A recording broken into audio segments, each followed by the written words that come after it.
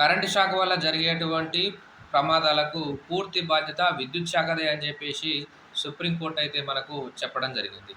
అయితే జరిగినటువంటి ప్రతి సంఘటనలను ఎటువంటి మినహాయింపులు లేకుండా, ఎగ్జెంప్షన్స్ లేకుండా పూర్తి బాధ్యతను విద్యుత్ శాఖ పైనే పెట్టడం కూడా కరెక్ట్ కాదని చెప్పేసి జస్టిస్ సంజయ్ కరోల్, జస్టిస్ కోటేశ్వర్ సింగ్ ధర్మాసనం అయితే మనకు స్పష్టం చేయడం జరిగింది.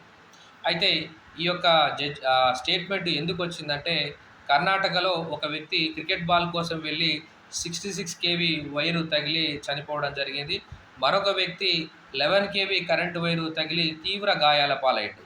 అయితే ఈ క్రమంలో కర్ణాటక హైకోర్టు అయితే సింగిల్ బెంచ్, అలాగే డివిజన్ బెంచ్ 2 కూడా వీళ్ళకు మోటార్ వెహికల్ యాక్ట్ కింద ఏదైతే పరిహారం చెల్లిస్తారో అధిక మొత్తంలో పరిహారం చెల్లించాలని చెప్పేసి చెప్పడం జరిగింది.